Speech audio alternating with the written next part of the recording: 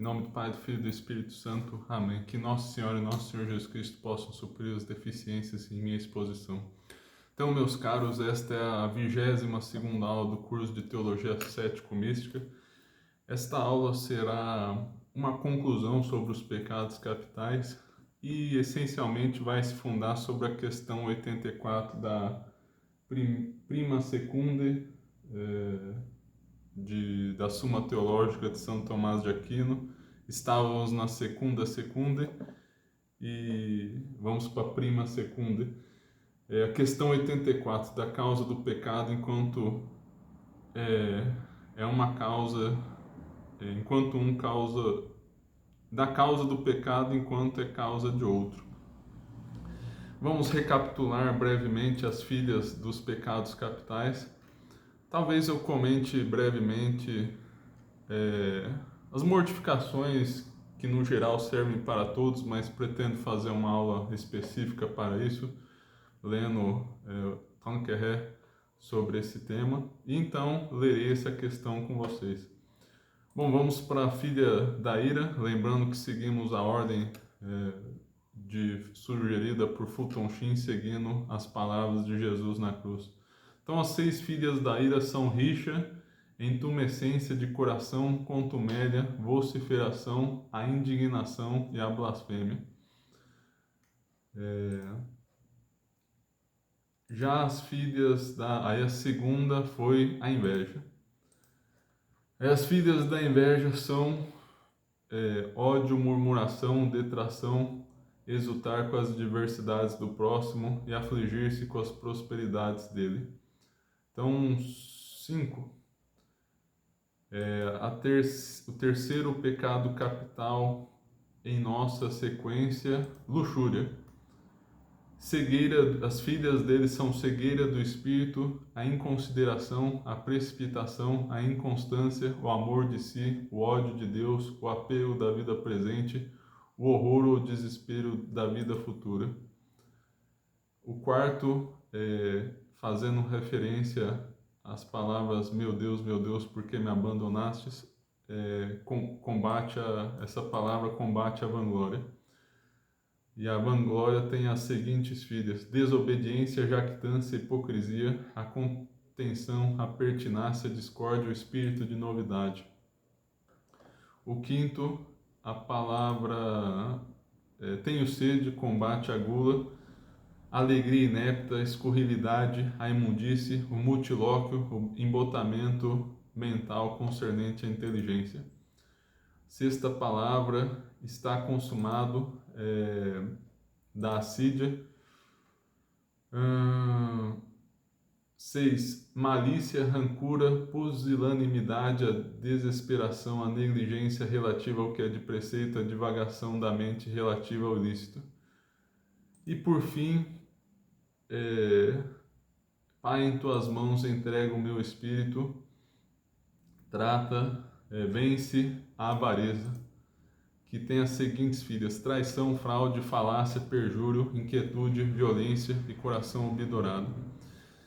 Lembrando, as filhas são efeitos, são vícios que nascem dos pecados capitais, mas não são espécies dele. Então, é muito comum que não tenha uma conexão muito imediata, porque justamente a relação é extrínseca, de causa e efeito, e não é uma espécie dos pecados capitais. Quanto ao que falamos sobre mortificação, uma breve lembrança. A humildade é boa para vencer todos os vícios. Às vezes Deus permite que a pessoa caia em vícios justamente porque não é humilde, não reconhece a necessidade de Deus. Então é muito importante esse espírito de submissão ao Senhor, para daí sim conseguir mais facilmente vencer os vícios. A oração é um meio universal para vencer as tentações. Lembrando também que a oração deve ser humilde, reconhecendo que Deus nos faz um favor e que está infinitamente acima de nós. Também oração confiante e perseverante para que possamos vencer as tentações. Porque, por exemplo, na luxúria, muitas pessoas continuam a cair porque terceirizam a sua responsabilidade. E no Brasil, infelizmente, temos essa cultura de reclamar. A culpa é sempre dos outros e nunca nossa. Então, nós não somos capazes, geralmente aqui no Brasil, de avaliar a situação e ver o que é possível fazer de nossa parte. Nós entregamos para outras pessoas. Então, temos que assumir mais a responsabilidade, o que significa frequentemente assumir a própria culpa. Claro que a coisa no Brasil é tão ampla que não é só uma questão de assumir a própria culpa. Às vezes o outro é culpado, mas como temos que alcançar o nosso fim, não podemos ficar de braços cruzados. Então o brasileiro cruza muito os braços. Mas ele também tende a colocar a culpa nos outros. E isso é algo contrário à humildade. E a tendência é a pessoa continuar a cair nos vícios. Enquanto ela não se responsabilizar, Deus vai permitir a queda aí, né? Então tem que bater no peito e falar: Senhor, eu sou fraco, eu preciso de sua ajuda. Também vimos geralmente todos os pecados. Então, com muita frequência, tudo começa com a gula, que é o pecado capital mais inocente e que mais passa despercebido. Então, aprender a fazer mais mortificação do paladar, comendo comidas mais amargas, comer com menos frequência, abstinência, jejum, e isso vai ajudar muito. Inclusive, perdeu-se um pouco no Brasil, não quero discutir muito isso, seria uma questão de teologia moral, não quero entrar muito nesse tópico, mas fazer a abstinência da cesta, muitas pessoas não fazem. E assim, mesmo que no Brasil é permitido comutar, fazer uma obra de caridade ou de piedade no lugar, mas o preferível é realmente mortificar o paladar e se abster de comer carne na sexta. E na quarta-feira de cinzas e sexta-feira santa é realmente tirar uma refeição, é só uma completa e duas que não dão uma. Então é preciso se atentar mais a isso. Muitas vezes, se a gente for fazer um rastreamento da origem dos pecados da pessoa, de quando começou a dar errado, às vezes vai começar na gula. A criança lá na infância não roubava, não tinha avaria, não tinha tentações sexuais, mas de repente, ou melhor, até espontaneamente começou a comer a mais, começou a adiantar as refeições, não guardou para depois, comeu a mais, enfim. Então, atenção com a gula aí pode ser um ponto de atenção. Mas vamos então, acho que eu vou fazer uma aula então sobre mortificação no geral. Vamos ler então a questão 84 aqui. Causa do pecado, ou melhor, artigo 1. Se a cobiça é raiz de todos os pecados. Parece que a cobiça não é a raiz de todos os pecados. Para quem conhece uma teológica, geralmente Santo Tomás começa com parece que não é alguma coisa, só que é opondo-se à opinião dele ao final das contas. Geralmente, às vezes não, mas geralmente sim. Então o esperado é que ele vai dizer sim que a cobiça é a raiz de todos os pecados. Isso já pode surpreender alguns já. Vamos ver as razões que ele vai dar na solução para isso, mas vamos então às objeções, que são em 3. A cobiça é o desejo imoderado das riquezas que se opõe à virtude da liberalidade. E essa virtude não é a raiz de todas as virtudes, então por isso não seria também a cobiça a raiz de todos os pecados. A segunda objeção, o desejo dos meios procede do desejo do fim. Ora, as riquezas são desejadas pela cobiça só por serem úteis a algum fim. Então elas seriam meios e, por não ter essa razão de fim, não poderiam ser a causa de todos os pecados. Essa é a objeção, basicamente. A avareza, considerada como cobiça, nasce de outros pecados. Então, se nasce de outros, não pode ser a raiz de todos. Mas, em contrário, diz o apóstolo, em 1 Timóteo 6,10, a raiz de todos os males é a avareza. Solução: certos tomam a cobiça em tríplice acepção. Primeiro, como desejo desordenado das riquezas, sendo então um pecado especial.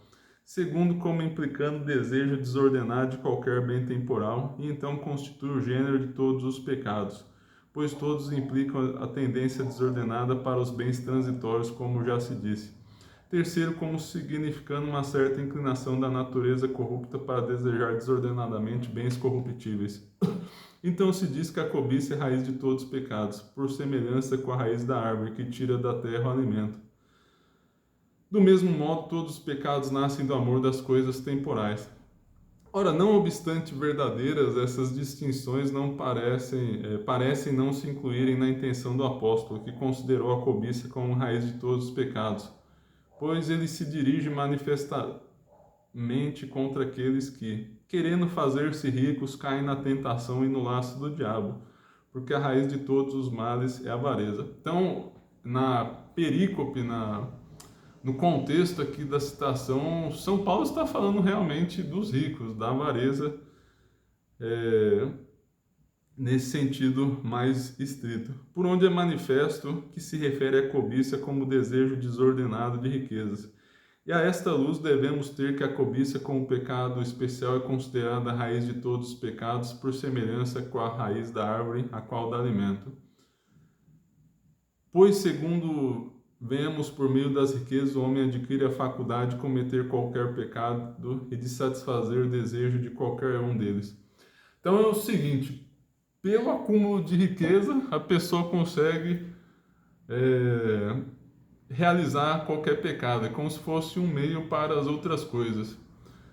O dinheiro não compra a felicidade, não compra o céu, mas parece então que compra todos os pecados. O que não é uma coisa boa, mas nesse sentido podemos dizer que o apóstolo está certo, São Paulo, que a avareza é a raiz de todos os males. Então, resposta à primeira objeção. A virtude e o pecado não têm a mesma origem. Já vimos isso bastante nas questões dos pecados capitais. O fato do pecado se opor a uma virtude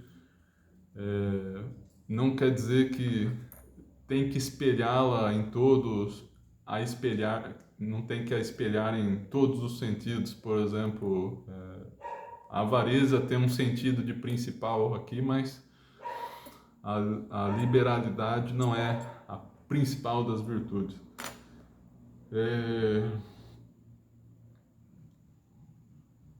E parece que é essa a resposta mesmo de Santo Tomás.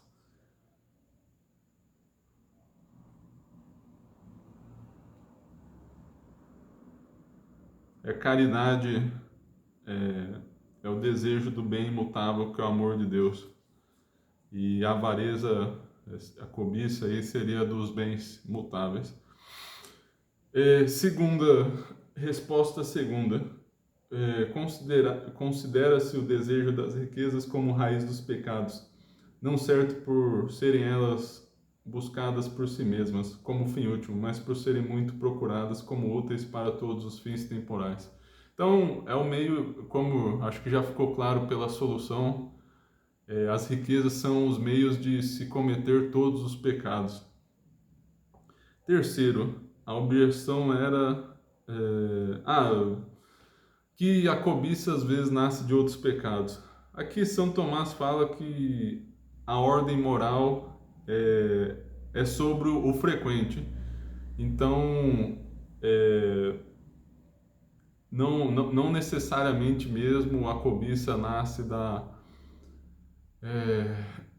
quer dizer, tudo nasce da cobiça, até porque a vontade é livre, não obra por necessidade. Então, na ordem moral, devemos tratar as coisas de um ponto de vista mais de frequência. E frequentemente as coisas nascem da cobiça, mas nem sempre. Então, artigo 2. Certa soberba é o início de todos os pecados. A primeira objeção é que acabamos de dizer que a cobiça é sim a raiz de todos os pecados. Então a soberba não pode ser. Ademais, diz a Escritura, o princípio da soberba do homem é apostatar de Deus. Já vimos essa questão no artigo quanto à soberba. Podemos até retomar, a apostasia de certa maneira se identifica com a soberba. Se eu me lembro bem, mas acho que era assim, era isso. Então a Sagrada Escritura não contradiz a máxima de que a soberba é a fonte de todo pecado. Inclusive ela mesma o determina, como veremos a seguir. E terceiro, segundo a autoridade de Santo Agostinho, seria o amor desordenado de si mesmo. Mas em contrário, diz a Escritura, Eclesiásticos 10:15, o princípio de todo pecado é soberba. Solução: certos consideram a soberba em tríplice acepção. Numa significa o desejo desordenado da própria excelência. Noutra importa o certo desprezo atual de Deus. Noutra, enfim, implica uma inclinação para esse referido desprezo pela corrupção da natureza. E difere da cobiça, que implica o pecado por prender-se aos bens mutáveis e que de certo modo nutre e favorece o pecado, por isso é considerado como raiz dele. Ao passo que a soberba implica o pecado por afastar de Deus, a cujo preceito o homem recusa submeter-se, e é chamado início do pecado, porque esse afastamento é o início de todo mal. Lembrando que eu resumo e dou uma parafraseada aqui para não ficar tão longo, não necessariamente estou citando toda a solução, se bem que eu estou citando aqui no geral, aqui nosso curso, sei lá, uns 70%, estou lendo bastante da solução. Quanto às respostas e soluções, geralmente eu realmente dou uma parafraseada e resumida maior. Vou dar uma bela saltada aqui. Ora, o fim de todos os bens temporais que podemos adquirir levar-nos a uma certa perfeição e excelência. E, portanto, por aqui a soberba, que é o desejo de excelência, é considerado como início de todo pecado. Por outro lado, quanto à execução, vem em primeiro lugar o que dá oportunidade de realizar os desejos pecaminosos, e tais são as riquezas. E São Tomás diz, de onde se deduz clara a resposta à primeira objeção. Então, há uma ordem do fim, da intenção também poderíamos dizer, e a ordem da execução. Quanto ao fim e à execução, quanto ao fim e à intenção, a soberba é a fonte e o princípio de todos os pecados, ao passo que a avareza é na execução, é como se fosse o meio para todos eles. Então, são sentidos diversos. O segundo, já comentamos, a apostasia é afastamento de Deus, mas a soberba significa também esse afastamento de Deus. Terceiro, o homem ama a si mesmo querendo sua excelência. Então, o amor desordenado de si se identifica também com a soberba, de modo que a soberba é a fonte de todos os males, não contrariando o que foi dito. Artigo 3. Se além da soberba e da avareza, outros pecados especiais chamados capitais.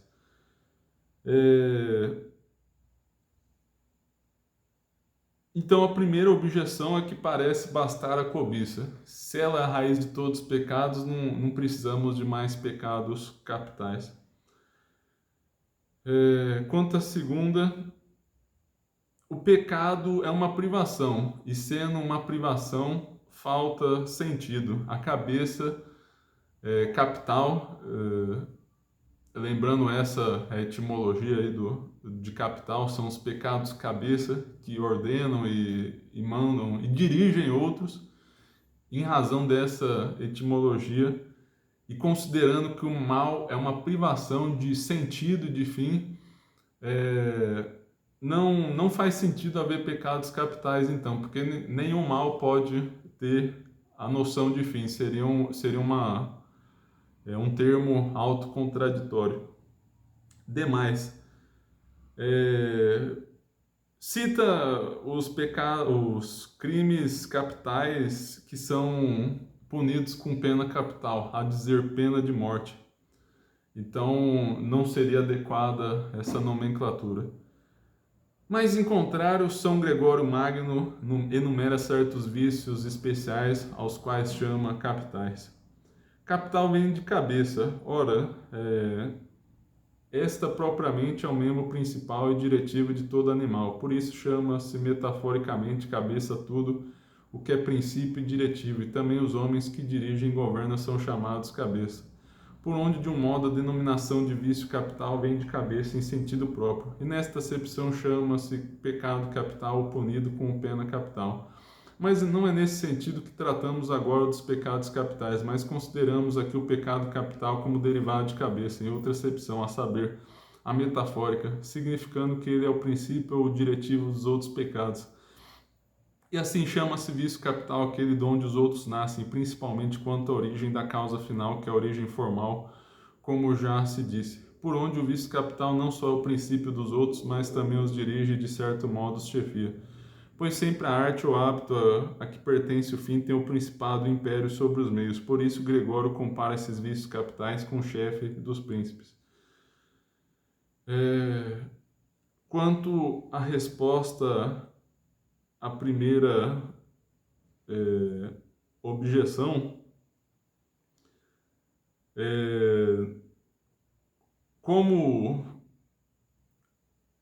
como não é cabeça em sentido literal que São Tomás está dizendo aqui, não precisam ser exatamente os primeiros. Senão poderemos considerar a soberba e a cobiça como os pecados capitais, origem de todos. Mas são cabeças porque desempenham a função de origem próxima de vários pecados. Como já dissemos também, há a questão da ordem moral aqui, que é uma ordem de frequência, de utilidade, de conveniência e não de necessidade. Eu creio que essa razão seja sempre bom se lembrar disso na questão dos pecados capitais. Já falamos muitas vezes que eles, inclusive vai ser retomado aqui, que não necessariamente um vício nasce deles, pode nascer por ignorância, talvez. Mas é uma tendência e é conveniente citar causas próximas do pecado para que mais facilmente o combatamos. Na vida espiritual isso é útil, não ficar somente na acepção mais geral e aí incluiríamos a soberba e a cobiça somente. Resposta segunda: o pecado carece de ordem pelo afastamento que causa, pois aí o mal, e na verdade, segundo Santo Agostinho, o mal é a privação do modo, de espécie da ordem. Então sim, o mal priva de um fim, contudo, quanto ao que busca, contudo, o pecado implica um certo bem. Então é disso que se tratam os pecados capitais, eles aspiram a certos bens, ou aspiram a se afastar de certos males, como veremos. Por exemplo, gula são pecados originados do desejo natural de se alimentar. Então ele se ordena então a esse apetite. Tem como posso dizer, esse fundamento positivo, só que ele é desordenado. Se fosse algo inteiramente sem fundamento algum, não poderia ser ordem realmente. Mas como tem esse fundamento positivo, por assim dizer, claro, corrompido, é que o mal não existe por si mesmo, ele existe em outro. Ele existe em uma coisa e essa coisa é boa. Então, por isso é suscetível de ordem. A terceira objeção é da pena capital, mas é uma outra acepção e as palavras podem ter várias acepções, não tem problema nenhum. É uma objeção, enfim, né? É possível existirem acepções diversas de um mesmo termo. Quarto, se devemos admitir 7 vícios capitais, a saber, a vanglória, a inveja, a ira, a avareza, a tristeza, a gula e a luxúria. Pois os pecados se opõem à primeira objeção, parece que se opõem a virtudes. e só há 4 principais, a dizer, as 4 cardeais: temperança, fortaleza, justiça e prudência. Mas como são 7 pecados capitais, não há um pecado capital contrário a cada virtude. Ademais, se a gente for pensar, estou parafraseando aqui já, São Tomás vai falar das paixões da alma. Se a gente for pensar nas paixões da alma, algumas são causas do pecado, como já se disse. As principais são 4 as principais, e 2 delas não são mencionadas nos referidos pecados, ou seja, a esperança e o temor. Referidos pecados, pecados capitais. Enumeram-se porém alguns vícios que supõem o prazer e a tristeza. Então parece uma enumeração inconveniente se formos nos fundar nas paixões, porque dá um número diferente, são 11 paixões para Santo Tomás, e ele enumera 4 principais dela. Então é inconveniente essa lista dos pecados capitais. Ademais, a ira não é uma paixão principal, então não deve ser colocada entre os vícios capitais. Nessa distinção aí de Santo Tomás, aí dos paixões principais. Assim como a cobiça ou avareza é a raiz de todo pecado, assim a soberba dele é o início, como já dissemos. E a avareza é considerada como um dos 7 pecados capitais. Então a soberba deveria estar incluída, esses deveriam ser 8.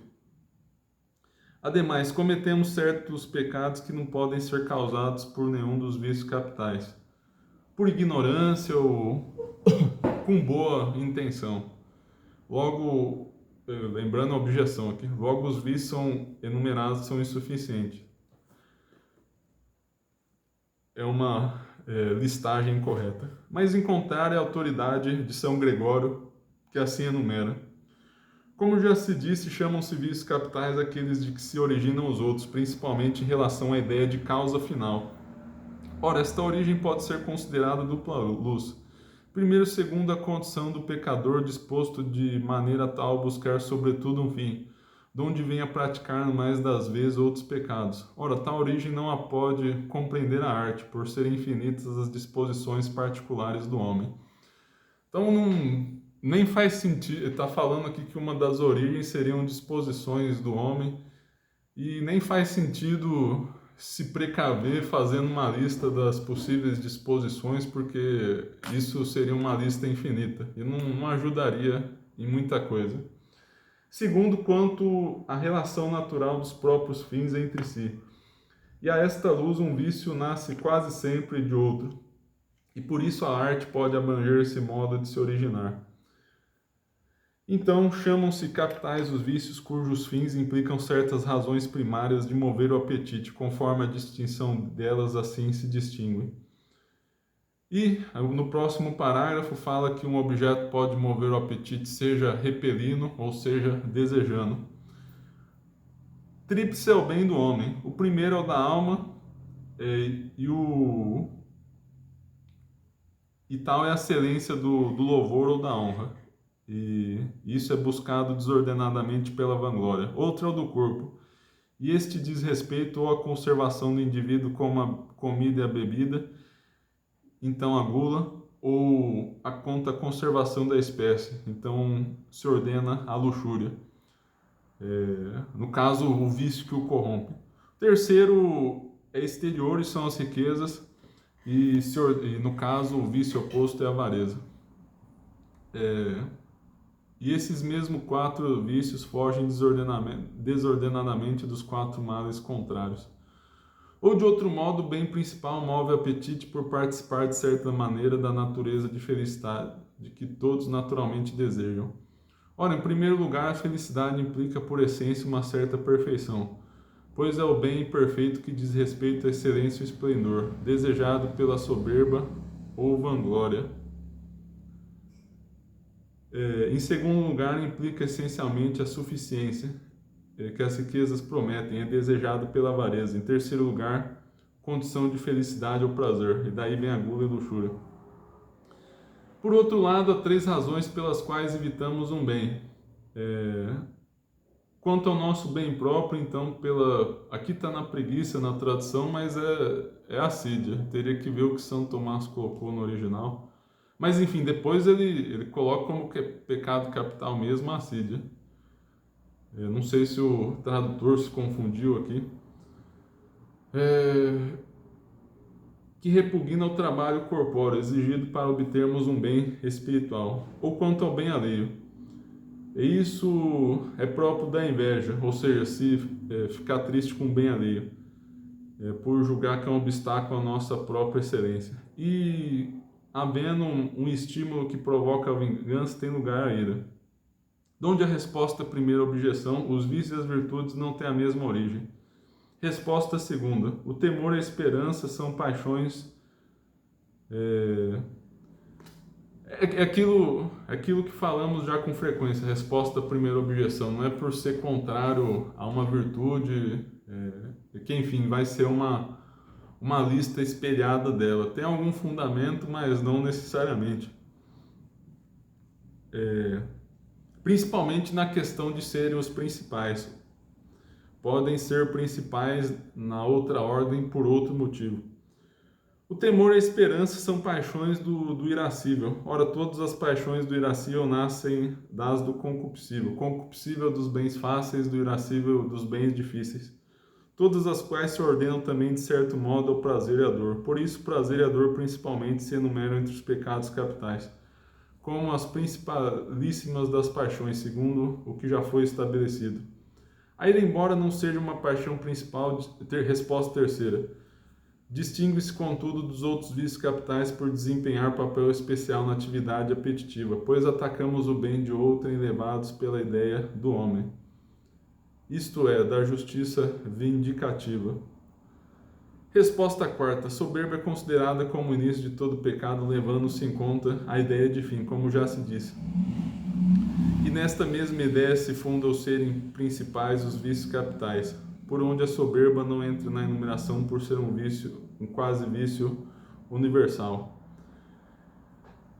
Então a lista dos pecados capitais seria um dos fins mais próximos do pecado, e a soberba é o fim universal.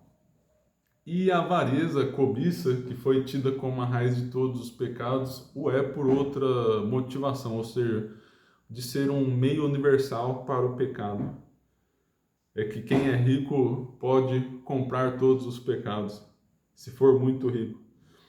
Os vícios capitais assim se chamam por nascerem deles muito frequentemente os outros. Mas isso não impede por vezes certos pecados outras causas. Então, como já dissemos, é num sentido frequentativo e de probabilidade, próprio da ordem moral. Mas também São Tomás vai dizer também, acrescentar outra razão: os pecados de ignorância podem se reduzir à preguiça, que é próprio da negligência, e cometermos um pecado com boa intenção supõe a ignorância de que não se deve praticar o mal para conseguir o bem. Então ele diz que poderíamos reduzir também, de certa maneira, a preguiça. Então, de certo modo, se incluiria também nos pecados capitais. Então é isso, meus caros. Fiz uma ordem inversa do natural aqui. Comecei dos pecados capitais, fui do particular ao universal. O mais adequado seria até o contrário, do universal ao particular. Mas é interessante experimentar várias ordens, até para se comparar e ter essa... até interessante para o aprendizado, né? Comparar várias ordens diferentes e meditar sobre ela. Então fiz uma análise down-top e não top-down, como diriam alguns. Tanto é que fomos para a prima secunda, tratamos da segunda e primeira. Então muito obrigado, meus caros, se inscrevam no canal, curtam, rezem por mim, compartilhem, vejam a nossa loja na descrição da Editora Assunta. Muito obrigado pela participação, até a próxima. Peço perdão por qualquer falha e agradeço a Deus pela oportunidade de fazer o vídeo. Muito obrigado. Em nome do Pai, do Filho e do Espírito Santo. Amém.